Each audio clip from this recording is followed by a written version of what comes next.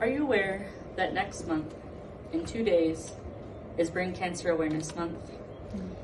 Chances are, probably not. Many people instantly recognize the pink ribbon of Breast Cancer Awareness Month in October, and some even know about the gold ribbon in Childhood Cancer Awareness Month in September. But the gray in May, it probably doesn't ring a bell. It's faded into the background, unnoticed, unspoken, unseen.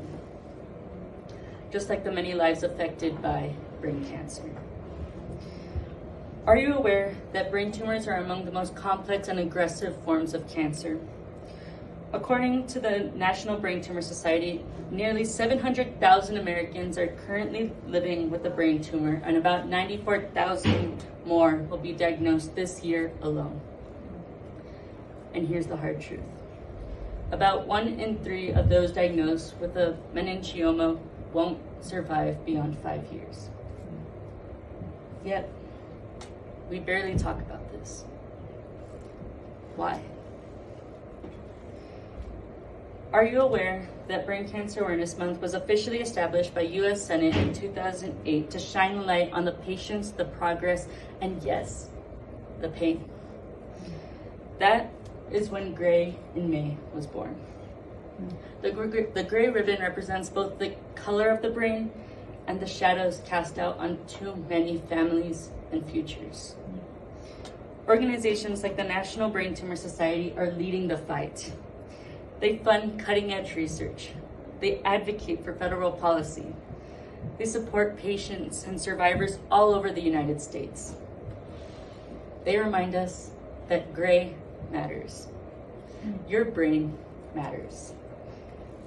Awareness matters. Are you aware of the celebrities who have faced this battle themselves? Take Maria Menounos, a TV host and actress who was diagnosed with a brain tumor in 2017. Maria underwent a surgery to remove benign meningioma the size of a golf ball. She later shared the diagnosis was a blessing in disguise because it forced her to pause and reevaluate her life. She stated on People magazine, "Before the brain tumor, I was super type A. I was on top of everything. I would know when your birthday was and make sure that you had your flowers. I was everything to everyone, but nothing to myself." Her words echo the experience of so many that are constantly performing, constantly giving until life makes them pause and ask, what about me? I know that feeling all too well. Are you aware that I am a survivor too? When I was just 7 years old, I had a seizure in the middle of school. I was later diagnosed with a stage 4 papillary meningioma, a rare and aggressive brain tumor. Imagine being in 3rd grade and suddenly finding yourself living in hospitals more than classrooms. I underwent multiple surgeries, radiation treatment, and countless MRI scannings. It felt like my life was being measured in scan results instead of birthday candles. But by the grace of God, in 2020, I was declared cancer-free. It was a storm that I never saw coming, but God was my shelter. He never left.